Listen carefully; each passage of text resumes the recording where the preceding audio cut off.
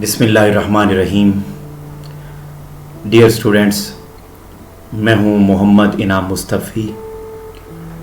जैसा कि आपके इल्म में है कि गुज़श्ता लेक्चर में हमने सेकंड ईयर की दरसी किताब का छठा सबक, जिसका उन्वान है पहली फ़तह, उसको हमने शुरू किया था और उसका पहला हिस्सा हमने मुकम्मल किया था।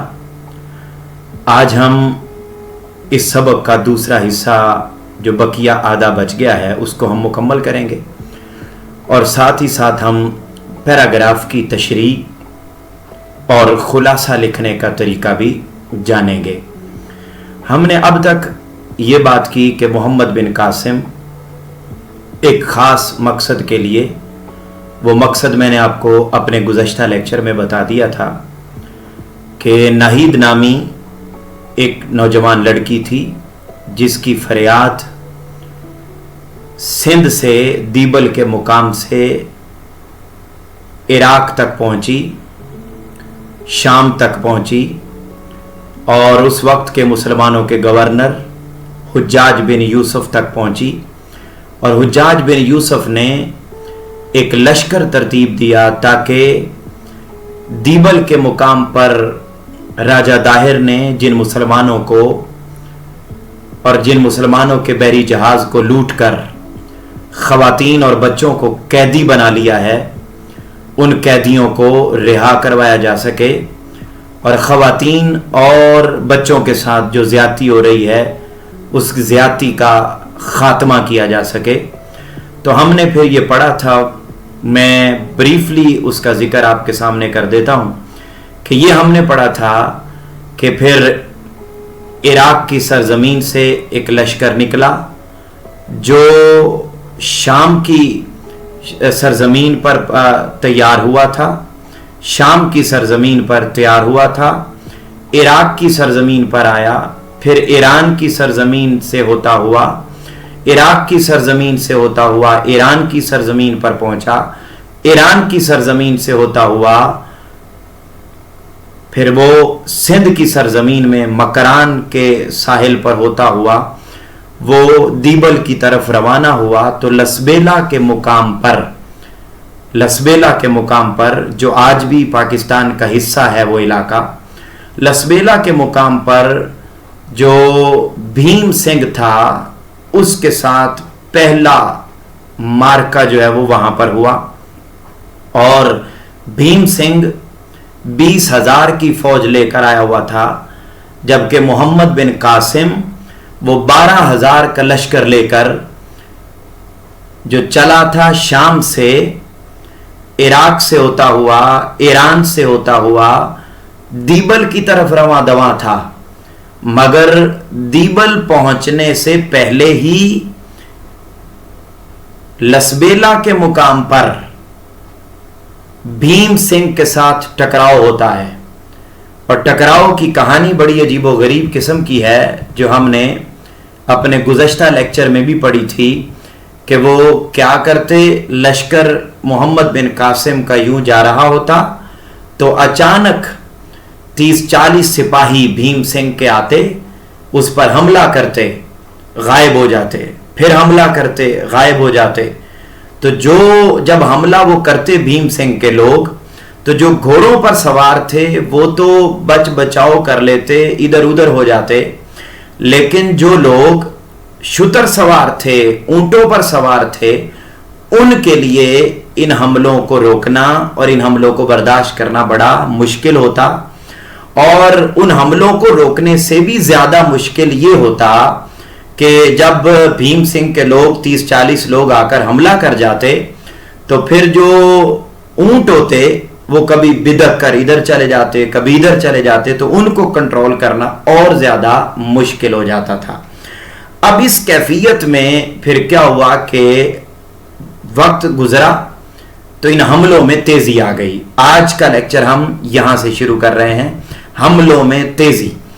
अब अगले पैराग्राफ पर मैंने जो पॉइंट बनाया, मैं फिर रिपीट कर रहा हूं, हम पॉइंट में इसलिए बनवाता हूं हमेशा हर लेक्चर में, हर पैराग्राफ पर मेरा नुकात बनवाने का बुनियादी मकसद ये होता है कि आप हर पैराग्राफ की हेडिंग को सिर्फ याद कर लें, तो आपको इसके दो फायदे होंगे। पहला फायदा ये होगा कि आपको उस पैराग्राफ का मरकजी ख्याल समझ में आ जाएगा कि उस पैराग्राफ में बात क्या बयान हुई है, नंबर 1। और नंबर 2, आपको जब आप इन तरतीब के साथ इन सारे पॉइंट्स को, इन हेडिंग्स को, इन नुकात को याद कर लेंगे तो आपके लिए खुलासा लिखना कोई मुश्किल नहीं होगा।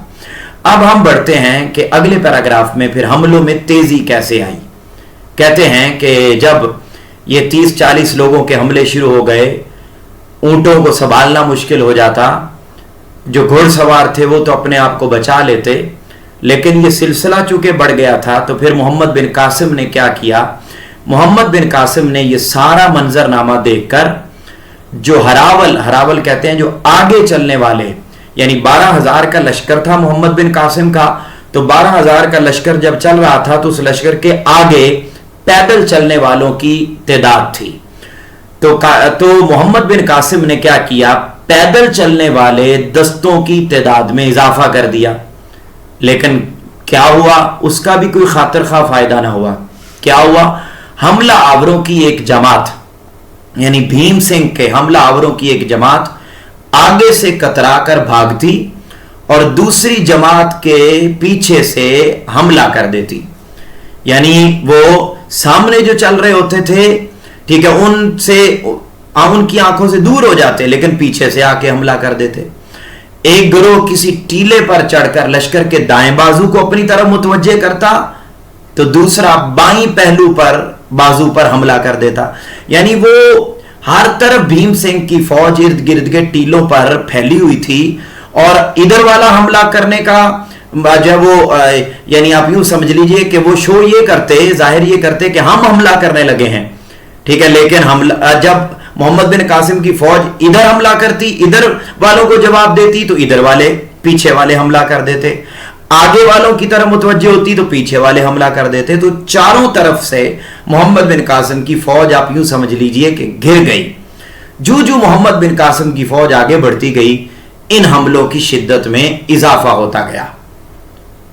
फिर क्या हुआ, रात के वक्त पड़ाव डालने यानी रुकना, पड़ाव डालने के बाद शब खून के डर से, शब खून कहते हैं कि रात के वक्त कोई हमला ना कर दे, कम अज कम 1/4 फौज को आसपास के टीलों पर काबिज होकर पहरा देना पड़ता। यानी अगर जब वो रात का वक्त आ जाता कहीं पर, तो फिर क्या होता था, यानी तकरीबन 1/4 फौज, यानी कुछ लोग आराम करते और बाकी सारी फौज रात को पहरा देकर सोने वालों की नींद का ख्याल करती, ताकि इर्द गिर्द होने वाले हमलों को रोका जा सके। और बहुत सारी तवानाइयां उन हमलों को रोकने पर जो है वो सर्फ होने लगी। मोहम्मद बिन कासिम ने जब एक जगह पर पड़ाव डाला, रुके, तो साथ ही मोहम्मद बिन कासिम ने अपना एक जासूस भेजा, और एक नहीं कई जासूस भेजे इर्द गिर्द, कि जाएं जरा पता करके आए कि ये हमले कहां से हो रहे हैं, कौन इनके पीछे है, क्या तरीकाकार है, ताकि कुछ इसका हल निकाला जाए इन हमलों का। हमला करने वाला भीम सिंह था। क्या हुआ, एक शाम मोहम्मद बिन कासिम को एक जासूस ने आकर इत्तला दी। अब मैंने अगले पैराग्राफ पर जो नुकात बनाया है वो है मशवरा करना। एक जासूस ने आकर आपको मोहम्मद बिन कासिम को जो है वो इत्तला दी कि यहां से 20 कोस के फासले पर एक मजबूत कला है, और वो जो मजबूत कला उस लश्कर का मुस्तकिर है, यानी मरकज है, ठिकाना है। क्या मतलब बेटे ये है कि वो उसने आके, जासूस ने आके ये बताया कि ये जो इर्द गिर्द से हम पर हमले हो रहे हैं ना, इन हमलों का मरकज यहां से 20 कोस के फासले पर है। वहां पर एक हेड ऑफिस है, वहां पर एक मेन कला है, वहां से इन हमला करने वाले ये जो 30-30, 40-40 लोगों की टोलियां आप पर आकर हमला कर देती हैं, इनकी निगरानी करने वाले और इनको चलाने वाले, इनको हुक्म देने वाले, यहां से 20 कोस के फासले पर एक कले में बैठे हुए हैं। उस कला से इनको सारी की सारी हिदायत आ रही हैं और वो उनके कहने पर ये आप पर हमला कर रहे हैं। अब क्या हुआ, जब जासूस की ये खबर पहुंच गई तो फिर मोहम्मद बिन कासिम ने अपने जो जर्नैल थे, अपने जो फौज के कमांडर थे, अपने जो बड़े बड़े सीनियर लोग थे, उनको बुलाया और उनके साथ मशवरा किया कि अब क्या किया जाना चाहिए। तो फिर जरा सुनते आइए, मैं बुक के अल्फाज पढ़ रहा हूं और साथ साथ आपको समझा रहा हूं। कहानी बड़ी इंटरेस्टिंग है। क्या हुआ, मोहम्मद बिन कासिम ने अपने तजर्बाकार सलारों की एक मजलिस शूरा बुलाई, यानी मीटिंग कॉल की। बाद सलारों ने, अब मोहम्मद बिन कासिम ने मशवरा किया कि क्या करें हम।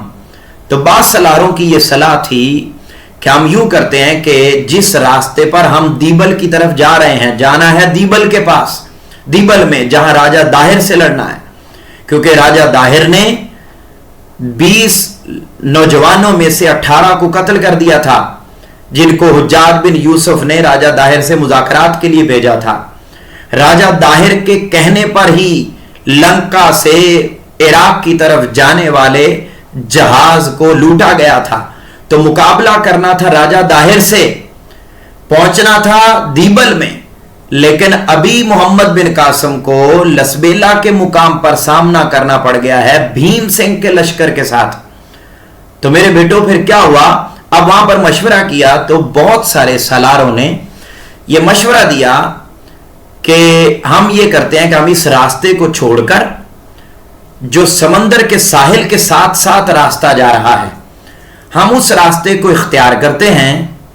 उसका फायदा ये होगा कि हम इस कला से जो 20 कोस के फासले पर है, जहां पर एक बड़ा लश्कर मौजूद है और वो इन हमला करने वालों को जो है वो पैगाम दे रहा है, हिदायत दे रहा है और उनके कहने पर ये हम पर हमले हो रहे हैं, तो इसका फायदा हमें ये होगा कि हम इस कले से जिस कदर दूर होंगे उसी कदर इन हमलों से हम महफूज रहेंगे।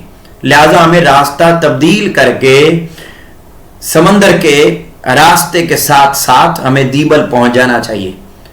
लेकिन मोहम्मद बिन कासिम ने किसी की ऐसी बात से इत्तेफाक न किया, उनके इस मशवरे से मुत्तफिक न हुआ। उसने कहा, मेरी राय यह है कि जब तक ये इलाका जिसमें हम मौजूद हैं, जब तक ये इलाका हम दुश्मन से पाक नहीं करते, जब तक ये इलाका दुश्मन से पाक नहीं होता, हमारा आगे बढ़ना खतरे से खाली नहीं। ये कला उनके दिफा की अहम चौकी है। मुझे यकीन है कि इस कला के फतह हो जाने के बाद दुश्मन ये तमाम इलाका खाली करने पर मजबूर हो जाएगा और जो सिपाही फरार होंगे वो दीबल पहुंचकर एक शिकस्त खुर्दा ज़हनियत का मुजाहरा करेंगे। अब बड़ी तवज्जो तलब बात है। मोहम्मद बिन कासिम ने कहा कि हमें आगे बढ़ने, बाकी सारे फौज कह रही है हमें दीबल पहुंचना चाहिए और इस कले से दूर हो जाना चाहिए, रास्ता तब्दील करके चले जाना चाहिए, जबकि मोहम्मद बिन कासिम कह रहे हैं नहीं, हमें पहले इस कला को फतह करना चाहिए। जब हम यहां पर कामयाब हो जाएंगे तो हमें 2 फायदे होंगे। पहला फायदा यह होगा कि अगर हम कला फतह कर लेते हैं तो कला हमारे कब्जे में आ जाएगा और जो लोग भाग जाएंगे नाकामी की सूरत में, वो दीबल जाकर मुसलमानों की शान शौकत, मुसलमानों के रोब दबदबे को वहां जाकर बयान करेंगे और अगले लोगों पर भी, दीबल वालों पर भी हमारा खौफ पैदा हो जाएगा। यह पहला फायदा होगा।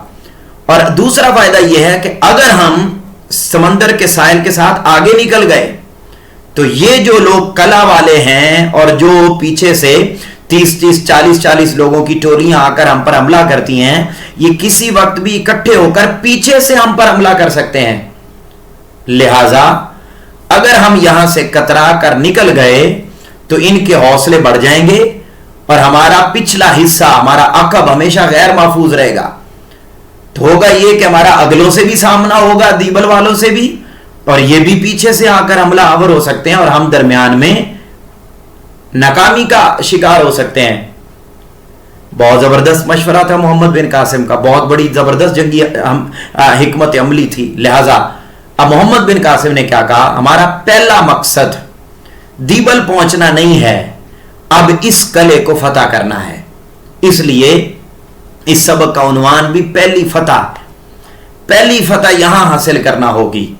इस कले की फतह के बाद अगर पहाड़ियों में फैले हुए लश्कर की तादाद काफी ज्यादा हुई तो वो इस इलाके में हमारे साथ फैसला कुन जंग लड़ने की कोशिश करेगा और इसमें भी हमारी बेहतरी है। अब अगली बात जो मोहम्मद बिन कासिम ने कही कि हम जाते हैं कले को हम करते हैं फतह, और अगर ये जो लोग जो हमें 30-40 नजर आते हैं जो पहाड़ियों पर इर्द गिर्द पहाड़ियों में छुपे हुए हैं और हम पर हमलावर करते हैं, अगर इनकी तादाद ज्यादा हुई और अंदर खाते इनकी कोई और प्लानिंग हुई तो सारे के सारे यही इकट्ठे होंगे और हम यही इनके साथ लड़ेंगे और यही हम जंग जीतेंगे।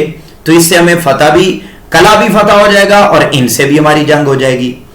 अब कहा कि इसके लिए मैं ये समझता हूं कि हमारी पेशकदमी रोकने के लिए इस कले के मुहाफिजों की तादाद आसपास की पहाड़ियों में मुनकसिम है। मोहम्मद बिन कासिम ने अपनी राय ये दी कि मेरा ये ख्याल है कि ये जो कला है जो 20 कोस के फासले पर है, इसकी हिफाजत के लिए ज्यादातर जो लोग हैं वो इर्द गिर्द की पहाड़ियों में तकसीम है, इस वक्त बटे हुए हैं, कले में थोड़े लोग होंगे, लिहाजा हम कले पर हमला करते हैं और उसको हम फतह करते हैं।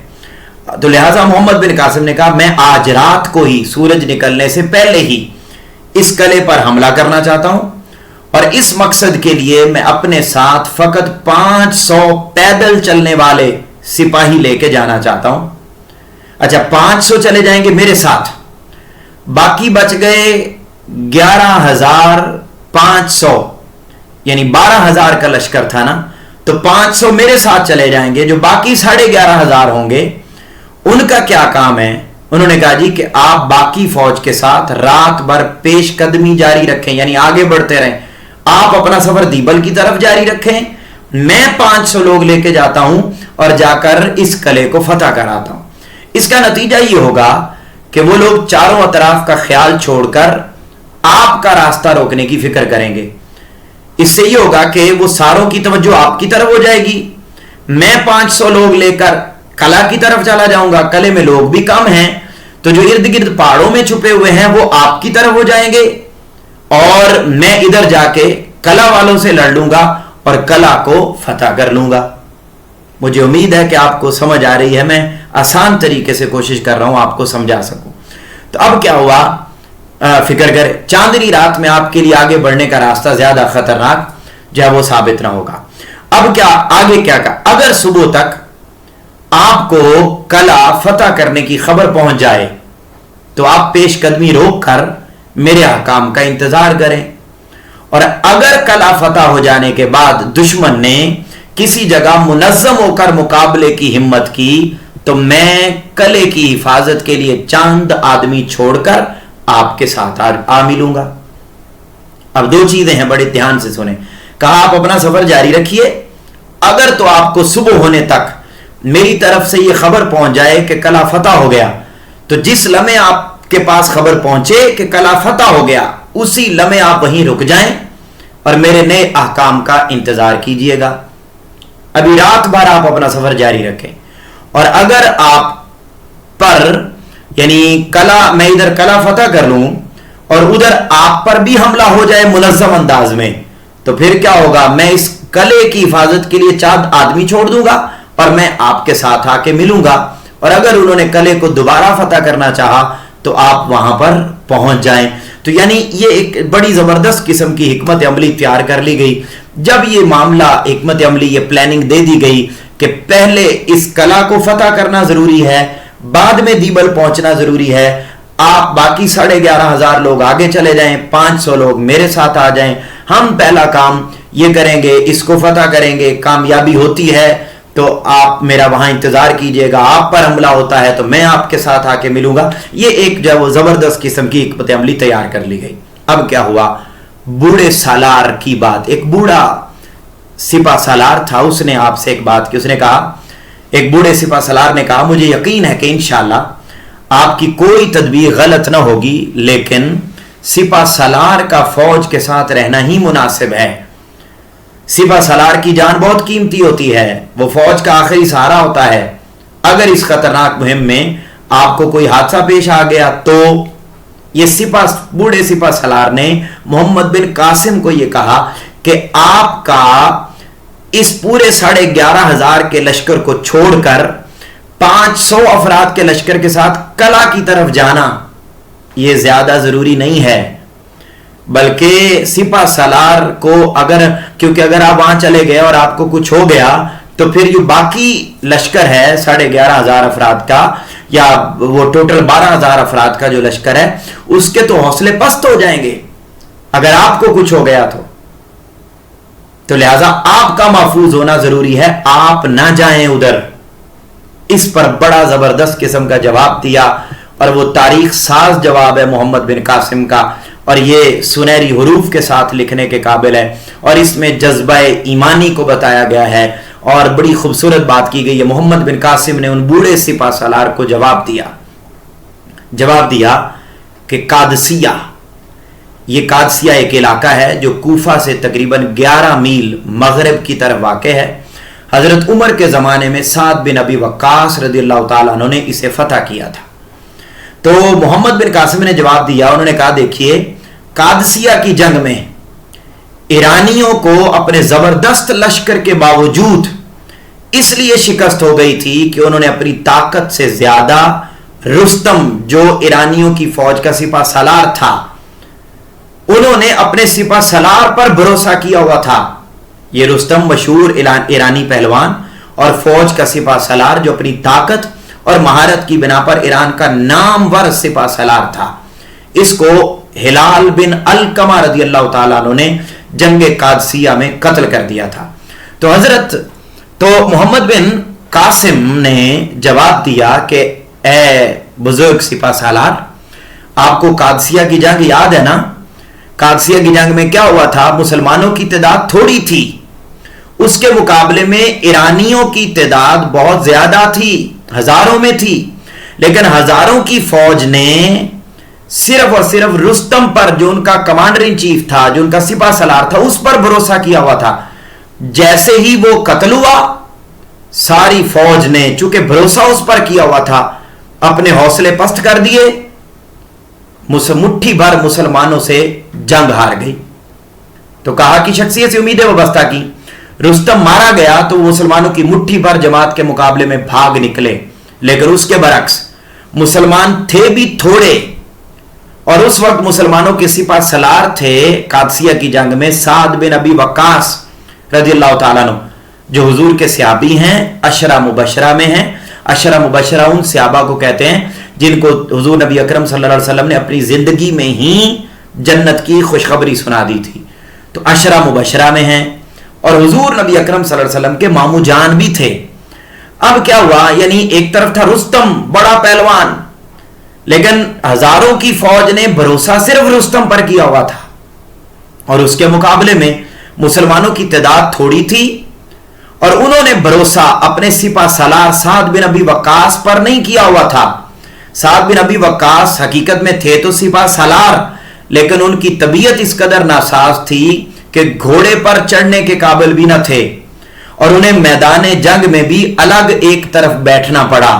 लेकिन मुसलमानों की खुद एतमादी का आलम यह था कि उन्हें अपने सिपा सलार की अदम मौजूदगी का एहसास भी नहीं था, यह ख्याल भी नहीं आया। यानी मुसलमानों ने उस कादसिया की जंग में अपने सिपा सलार पर भरोसा नहीं किया, बल्कि अपनी खुद एतमादी पर भरोसा किया और अल्लाह पर भरोसा किया। तो कहते हैं मोहम्मद बिन कासिम ने कहा कि हमारी तारीख में आपको कोई ऐसा वाकया नहीं मिलेगा जब सलार की शहादत से बददिल होकर मुजाहिदों ने हथियार डाल दिए हों। लिहाजा आप ये बात क्यों कर रहे हैं कि अगर मुझे कुछ हो गया तो फिर हमारा क्या बनेगा? आप मेरी खातिर लड़ने आए हैं? नहीं, आप अल्लाह की खातिर लड़ने के लिए आए हैं। लिहाजा हम बादशाहों और सलारों के लिए नहीं लड़ते, हम तो खुदा के लिए लड़ते हैं। खुदा हर वक्त मौजूद है, खुदा के लिए लड़ते हैं। बादशाहों और सलारों पर भरोसा करने वाले उनकी मौत के बाद मायूस हो सकते हैं, लेकिन हमारा खुदा हर वक्त मौजूद है। लिहाजा जब वो हर वक्त मौजूद है तो फिर हमें उसी पर भरोसा है और हम उसी के लिए लड़ते हैं। मैं जिंदा रहूं या शहीद कर दिया जाऊं, मेरे शहीद होने या जिंदा रहने से आपको कोई सरोकार नहीं होना चाहिए। कुरान में हमारे लिए इसके अहकाम मौजूद हैं। اور محمد بن قاسم نے کہا میں دعا کرتا ہوں کہ خدا مجھے قوم کے لیے رستم نہ بنائے، یعنی میری قوم مجھ پر بھروسہ نہ کرے رستم کی طرح، بلکہ میں دعا کرتا ہوں کہ مجھے مسنا رضی اللہ تعالیٰ عنہ بنائے۔ مسنا بن حارثہ شیبانی یہ مشہور فاتح اور سپہ سالار تھے، انہوں نے ایران اور عراق کے علاقوں کو فتح کیا تھا۔ انہوں نے کہا میں یہ دعا کرتا ہوں کہ میں ایسا فاتح بننے کی توفیق دے جن کی شہادت نے ہر مسلمان کو جذبہ شہادت سے سرشار کر دیا تھا۔ میرے لیے اس سپہ سالار کی جان کی کوئی قیمت نہیں جو اسے اپنے سپاہیوں کی تلواروں کے پہرے میں چھپا کر رکھتا ہے اور اپنے بہادروں کو جان کی بازی لگانے کی بجائے جان بچانے کی ترغیب دیتا ہے۔ کہتے میں اپنی جان بچانے کی طرف نہیں جاؤں گا بلکہ میں اپنی جان دینے کی طرف آؤں گا۔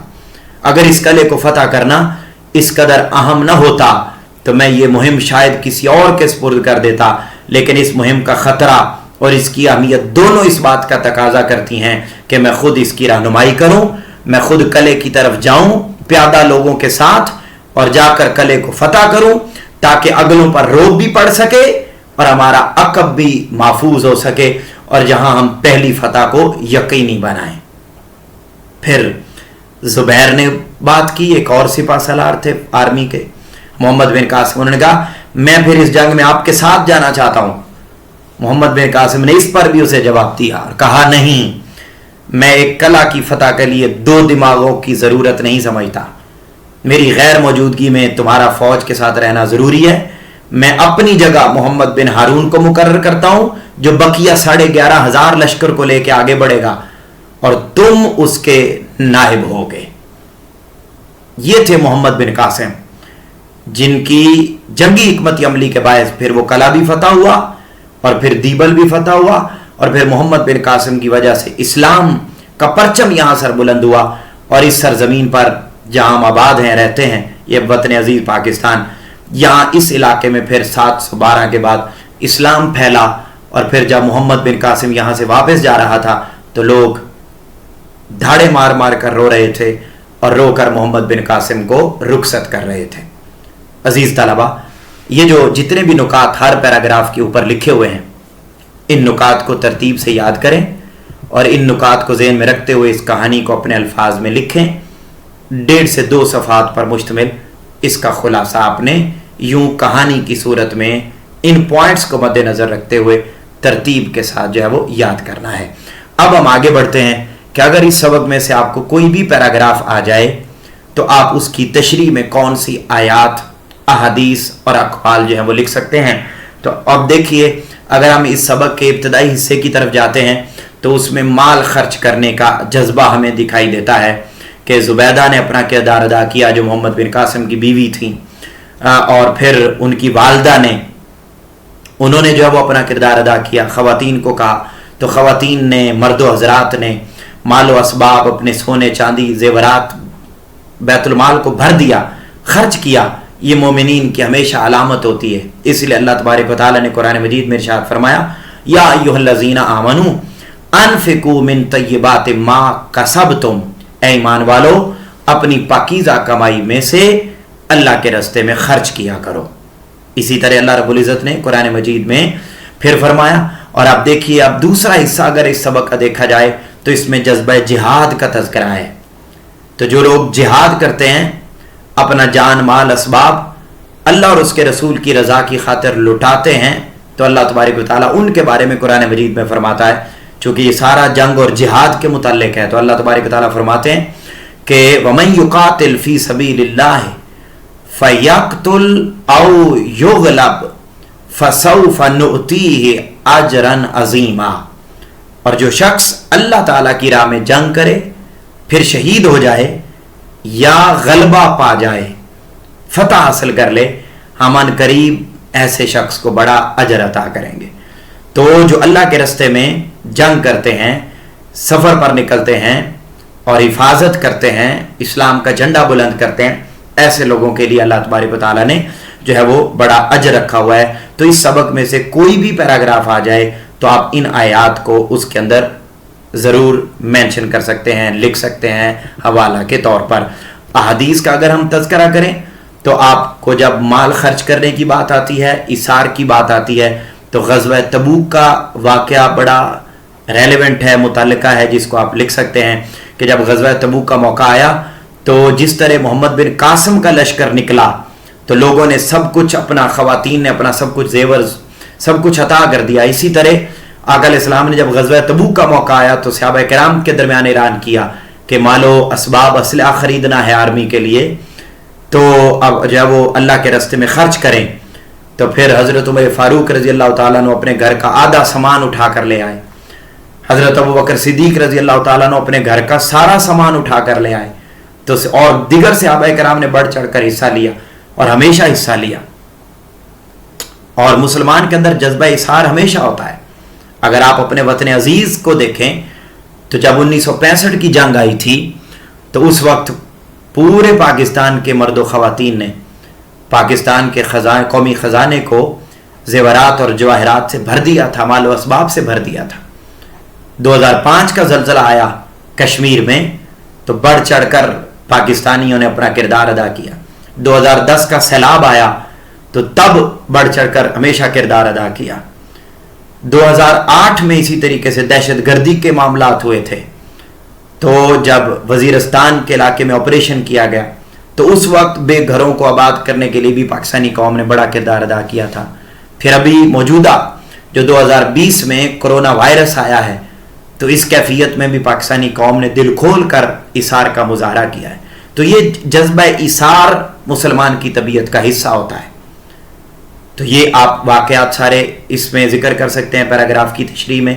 اور اسی طریقے سے جب یہ واقعہ ہے کہ مسلمان صرف اللہ کے لیے لڑتا ہے، وہ کبھی بھروسہ نہیں کرتا، کسی سپہ سالار پر بھروسہ نہیں کرتا. مسلمانوں نے غزوہ احد میں سپہ سالار پر بھروسہ کیا، اور اس وقت سپہ سالار کون تھے؟ حضور نبی اکرم صلی اللہ علیہ وآلہ وسلم تھے. تو جب آقا علیہ الصلوۃ والسلام کے دندان مبارک زخمی ہو گئے اور آپ کے رخسار مبارک زخمی ہو گئے دوران جنگ، تو آپ پر غشی کی کیفیت طاری ہوگی، آپ بے ہوشی کے عالم میں چلے گئے. تو ہر طرف افواہ پھیل گئی کہ نعوذ باللہ آقا علیہ الصلوۃ والسلام شہید ہو گئے ہیں. تو جب یہ افواہ پھیل گئی تو کیا ہوا؟ بہت سارے صحابہ کرام اسی لمحے جنگ چھوڑ کے تو واپس مدینہ جانے لگ گئے، جبکہ آقا علیہ السلام کا نعوذ باللہ یعنی آقا علیہ السلام محفوظ تھے لیکن غشی کا بے ہوشی کے عالم میں تشریف لے گئے تھے. تو لیکن سارے صحابہ کرام نے کیا بھروسہ کر لیا تھا. تو اس وقت کیا تھا؟ وہ جنگ ہم کامیابی سے جیت نہ سکے، ہم کنار نہ ہو سکے، کیونکہ سارے مسلمانوں نے بھروسہ کیا ہوا تھا آقا علیہ الصلوۃ والسلام کی ذات سپہ سالار پر. تو حضرت عمر فاروق رضی اللہ تعالیٰ عنہ وہاں پر آواز لگاتے رہے کہ اللہ حی القیوم ہے، اللہ موجود ہے، ہم سب اللہ کے لیے لڑ رہے ہیں، تو آئیے ہم جنگ لڑیں. لیکن کیا ہوا؟ وہ معاملات نہ ہو سکے. تو لیکن جب بھی مسلمانوں نے اللہ کی رضا کی خاطر جنگ کو لڑا اور خود اعتمادی سے لڑا اور سپہ سالار کے لیے نہیں لڑا، کامیاب ہوئے. 313 تھے غزوہ بدر میں، سامنے 1000 کا لشکر تھا، تو کامیاب ہوئے. تو یہ بات ہے کہ ہمیں ہمیشہ جو ہے وہ کامیابی کی طرف جانا اسی صورت میں ممکن ہوتا ہے کہ مسلمان سلطنتوں کے لیے، سالاروں کے لیے نہیں لڑتا، بلکہ مسلمان ہمیشہ اللہ کے لیے لڑتا ہے اور کسی پر بھروسہ کیے بغیر لڑتا ہے. اگر آپ اقوال لکھنا چاہیں، کوئی بھی پیراگراف آج آ سکتا ہے، تو ایک دانا کا قول ہے کہ جد و جہد کے بغیر غلامی سے چھٹکارا ممکن نہیں ہے. یہ محمد بن قاسم نے بھی جد و جہد کی، اور وہ جو دیبل میں پھنسا ہوا لشکر تھا، وہ جو قیدی تھے، خواتین اور بچے تھے، ان کو آزاد کروانے میں اپنا کردار ادا کیا. پھر گورکی کا قول ہے کہ زندگی کے دشوار گزار راستے عورت کی رفاقت کے بغیر طے نہیں ہو سکتے. یہ جب لشکر نکل رہا تھا تو خواتین نے جو بصرہ میں اور عراق میں اور شام میں، دمشق میں جو کردار ادا کیا تھا، ٹھیک ہے، اس سارے کردار میں خواتین کا جو کردار ہے سب کے سامنے نمایاں ہے. تو لہٰذا وہاں جب آپ کو اگر کوئی پیراگراف آ جائے تو اس پیراگراف کا تذکرہ کرتے ہوئے آپ گورکی کا یہ قول لکھ سکتے ہیں کہ زندگی کے ہر مشکل مرحلے میں خواتین کے ساتھ کے بغیر کوئی کامیابی ممکن نہیں ہوتی. سیدنا شیخ عبد القادر جیلانی رضی اللہ تعالیٰ عنہ فرماتے ہیں کہ شروع کرنا اے بندے تیرا کام ہے، مکمل کرنا خدا کا کام ہے. اور پھر یہی ہوا، मोहम्मद बिन कासिम ने लश्कर शुरू किया, सफ़र शुरू किया और फिर कामयाबी से हम किनार हो गए। रिस्कन का कॉल है, रिस्कन ये भी एक फ़िलासफ़र है, उसका कॉल है, वो कहता है कि खुद एतमादी से बहादुरी यकीनी तौर पर कामयाबी से हम किनार होती है। हमें खुद एतमादी के साथ जंग लड़नी है, किसी के लिए नहीं लड़नी है, किसी पर भरोसा करके नहीं लड़नी है। हमेशा ज़िंदगी में कोई भी मुश्किल आए तो हमें खुद एतमादी को यकीनी तौर पर अपने साथ शामिल करना ज़रूरी होता है। अज़ीज़ तलबा, जब आप पैराग्राफ की तशरीह करें, इन आयात, इन अक़वाल और इन अहादीस का और इन वाक़यात का तज़किरा करके आप अपनी तशरीह को बेहतरीन बना सकते हैं। 2 से 2.5 सफ़हात पर मुश्तमिल आपने तशरीह करनी होती है। 2 नंबर का आपका हवाला मतन होता है जिसमें आपने सबक का नाम और मुसन्निफ़ का नाम लिखना होता है। सबक का उन्वान, मुसन्निफ़ का नाम, ये लिखना होता है और उसके बाद आपने 8 से 12 लाइनों पर मुश्तमिल सियाक व सबाक लिखना होता है जो 3 नंबर का होता है और 10 नंबर की तशरीह होती है। यूँ 15 नंबर का सवाल पैराग्राफ की तशरीह का आता है तो उसमें आप हवाला के तौर पर इन अक़वाल और वाक़यात और कुरानी आयात का जो है वो ज़िक्र कर सकते हैं। यकीनन मोहम्मद बिन कासिम जैसे हीरो इस्लाम के लिए मीनार नूर की हैसियत रखते हैं। ऐसे लोगों को हमेशा याद रखें, इनके बारे में पढ़ें और इनकी सारी काविशों को खराज तहसीन पेश करते रहें। आपसे मुलाकात होगी अगले लेक्चर में। तब तक के लिए अपना, अपने घर वालों का बहुत ज़्यादा ख्याल रखिएगा। अल्लाह हाफ़िज़।